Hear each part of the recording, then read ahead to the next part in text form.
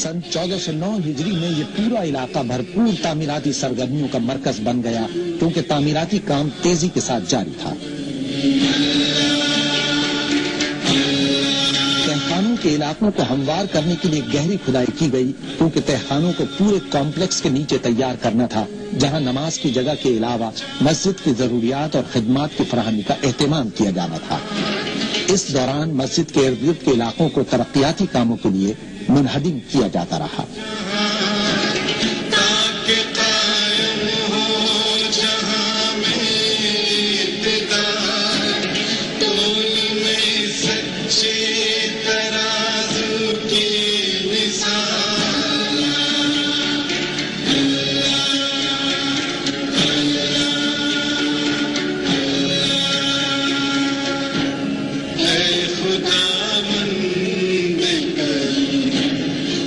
से मुताद्दद कदीम और रवायती इमारतों और मकानों को गिरा दिया गया, ताकि तामीराती काम को मुमकिन बनाया जा सके।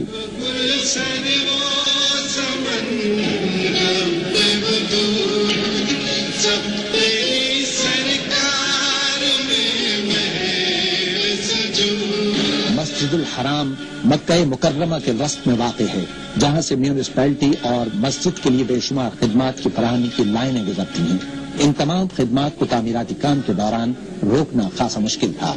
एक बड़ी और अहम पाइपलाइन खुदाई के बड़े मकाम पर कट रही थी, जिसे खुदाई के दौरान यूं ही छोड़ दिया गया।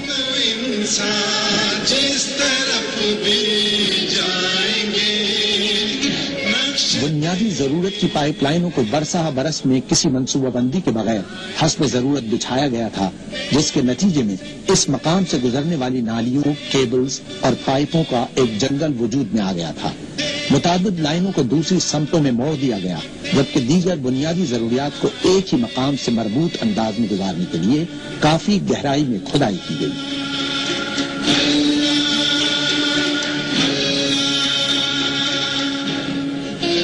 इर्द गिर्द से गुजरने वाली बुनियादी जरूरियात की अशिया की लाइनों को मुख्तसर मुद्दत में एक मुत्तहदा और मरबूत निजाम से मुंसलिक करने का अमल तामीराती माहिरीन के लिए इंजीनियरिंग का एक बड़ा चैलेंज बन गया।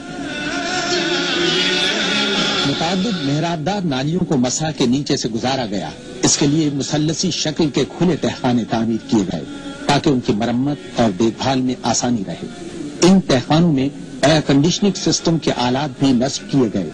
पानी की फराहमी और निकास की लाइनों, हाई टेंशन केबल्स और टेलीफोन लाइनों के लिए मेहराबदार नालियां या कन्वर्ट्स बेहद मुफीद थे, जिनसे न सिर्फ मस्जिद अल हराम की खिदमत बल्कि आसपास वाक़े बल्दियाती इजला को भी सहूलत हुई।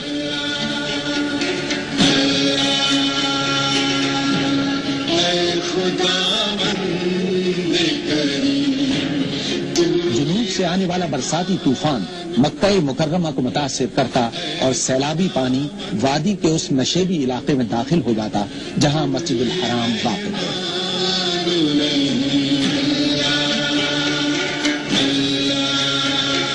इस सैलाबी पानी से मस्जिदुल हराम और अतराफ का इलाका ज़ेर आब आ जाता है।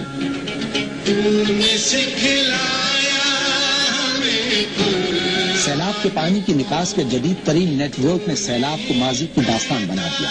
मौजूदा तौसी में इस नेटवर्क को सैलाबी पानी की निकास के 3 नए तरीकों की बदौलत मजीद बेहतर बनाया गया। एक नाला मस्जिदुल हराम स्ट्रीट पर अल हुजूम से शुरू होकर मसा के नीचे से गुजरता है।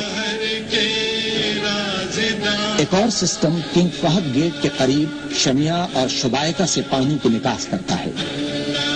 तीसरा निजाम अल-उदूल स्क्वायर से अल हुजूम तक सुरंग के जरिए मस्जिदुल हराम के शिमाल मगरिब की जानिब से गुजरता है। इसकी 1175 मीटर तक तौसी कर दी गई।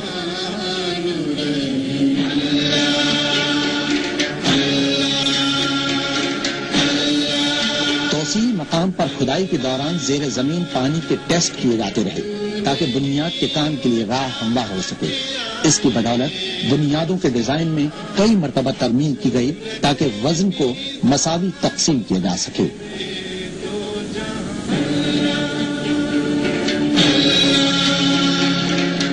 नई तौसी में 1 मीटर ठोस स्लैब बिछाए गए, जिसे गैर हमवार बुनियाद कहा गया। ये बुनियाद इतनी मजबूत है कि इस पर मुस्तकबिल में पूरी इजाफी मंजिल तामीर की जा सकती है, اور یہ سٹرکچر عمارت کو ہر قسم کے زلزلے سے بھی محفوظ رکھے گا۔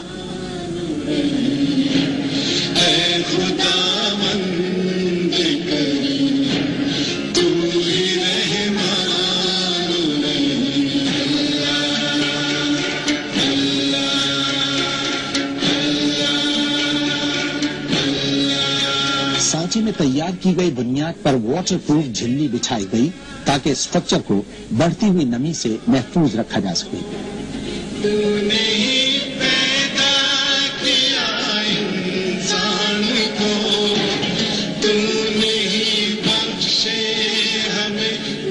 ڈھانچے کی بنیاد کے ساتھ فولاد اور کنکریٹ کے 492 مضبوط امدادی چبوترے تعمیر کیے گئے۔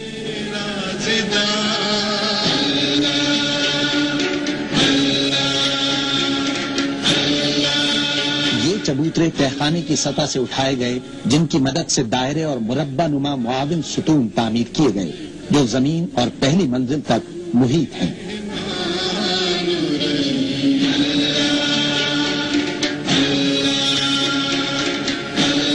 زمین دوز اساس سے مسجد الحرام کی توسیع کے اہم مرحلے کا آغاز ہوا۔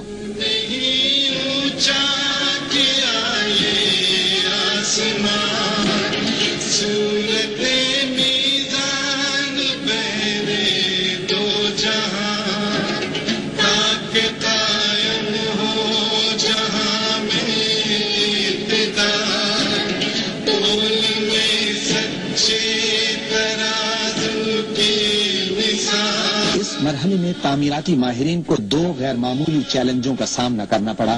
پورے تعمیراتی کام کے دوران توسیع اور موجودہ حصوں میں پیدل چلنے والوں کا راستہ کھلا رکھنا ضروری تھا تاکہ نمازیوں کو مسجد تک آمد رفت میں کسی قسم کی مشکل کا سامنا نہ کرنا پڑے۔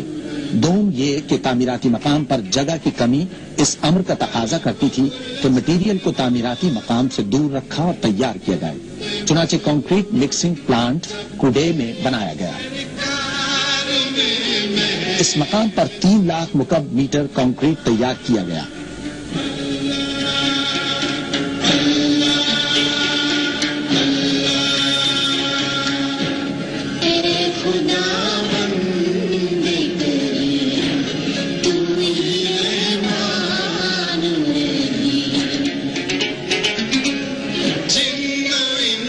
کنکریٹ کو کودے سے ایک سرنگ کے ذریعے مکہ مکرمہ میں تعمیراتی مقام تک لایا گیا۔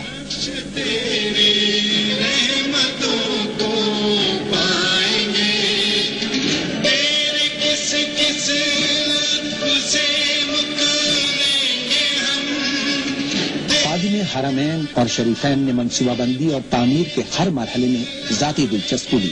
وہ تعمیراتی مقام کے باقاعدگی سے دورے کرتے رہے، جس کے دوران انہیں تعمیراتی کام کی پیش رفت سے آگاہ کیا جاتا رہا۔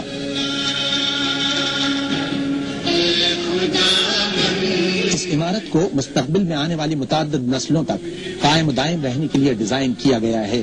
چنانچہ تعمیر کے پورے منصوبے میں عمارت کی مضبوطی اور استحکام پر خاص توجہ دی گئی۔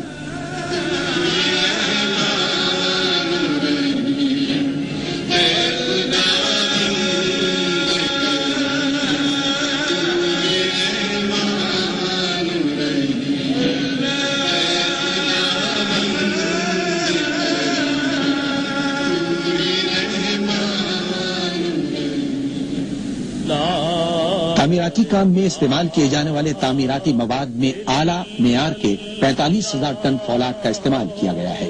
تعمیراتی منصوبے میں اعلیٰ معیار برقرار رکھنے کے سخت ضوابط کا نفاذ کیا گیا اور ان کی پوری طرح پابندی کرائی گئی۔ اس دوران مختلف اشیاء کی جانچ پڑتال کا عمل مسلسل جاری رہا۔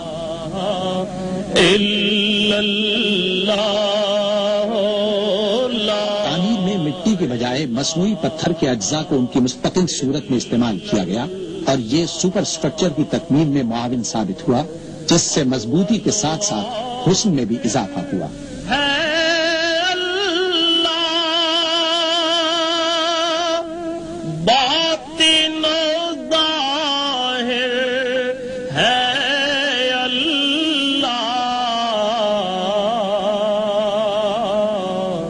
جسم میں جام ہے اللہ،